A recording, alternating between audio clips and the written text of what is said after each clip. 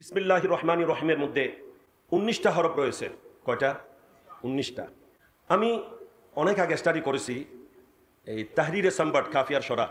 এটাও আমি মাদ্রাসায় পুরস্কার পেয়েছিলাম কলম সম্রাট আল্লামা আরশাদুল কাদেরী রহমতুল্লাহের হাতে। তো ওখানে একটা হাদিস শরীফ পেশ করছে বিসমিল্লাহির রহমানির রহিমের ফজিলতের উপরে, এটা আমার মনে পড়ছে। ওখানে উনি একটা হাদিস শরীফ এনেছেন, যে হাদিসে পাকে প্যারা নবী ইরশাদ করছেন বিসমিল্লাহির রহমানির রহিমের মধ্যে ১৯টা হরফ। কারো ইচ্ছা হলে পরে গণে দেখবেন এরই, ঠিক আছে? বলে যে যেই আমার উম্মত ইমানদার নরনারী ভক্তি মোহব্বত নিয়ে একবার বিসমিল্লাহির রহমানির রহিম পড়বে, তার সেই বিসমিল্লাহির রহমানির রহিম পড়ার সাথে সাথেই ১৯টা আল্লাহর জগতের নূরানি ফেরেশতার সৃষ্টি হয়। বরকত সুবহানাল্লাহ। এবং ওই ১৯ জন ফেরেশতা কিয়ামত পর্যন্ত আল্লাহর তাসবিহ তাহলিল জিকির ও আজকার ইবাদত বندگی করতে থাকবে। সবগুলোর সওয়াব ওই বান্দার আমলনামায় রেকর্ড হতে থাকবে। বরকত সুবহানাল্লাহ। কেমন ফজিলতের সেই বিসমিল্লাহির রহমানির রহিম। এই বিসমিল্লাহির রহমানির রহিম কত ফজিলতের দেখেন। কোরআনে পাকের সূরা কয়টা বলেন? ১১৪টা। কয়টা? ১১৪টা। ১১৪টা সূরা, প্রত্যেকটার শুরুতেই বিসমিল্লাহির রহমানির রহিম আছে না নাই? আছে, কিন্তু একটাতে নাই। একটাতে সূরা বারাতের শুরুতে নাই। তবে একটাতে না থাকলেও কোরআনের অন্যতর ভিতরের মধ্যে আল্লাহ তাআলা বিসমিল্লাহির রহমানির রহিমকে আরেকবার এনে দিয়েছেন, গালিবান সূরা নমলের মধ্যে। ইন্নাহু মিন সুলাইমানা ওয়া ইন্নাহু বিসমিল্লাহির রহমানির রহিম।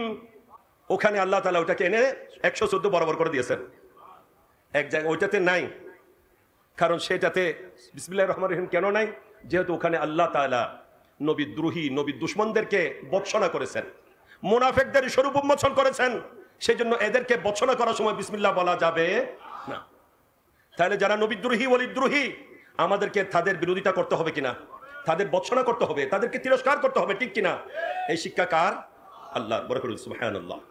তাইলে সূরা কোরআনে ১১৪ বার এসেছে, যতটা সূরা অতবার এসেছে বিসমিল্লাহির রহমানির রহিম।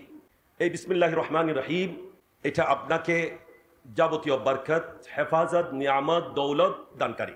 এটার মাধ্যমে আল্লাহর পক্ষ থেকে হেফাজত, নিয়ামত, দৌলত, রহমত পেয়ে আপনি মালামাল হতে পারবেন। সেই রকম একটা ইসিম, একটা সূরা, একটা আয়াত।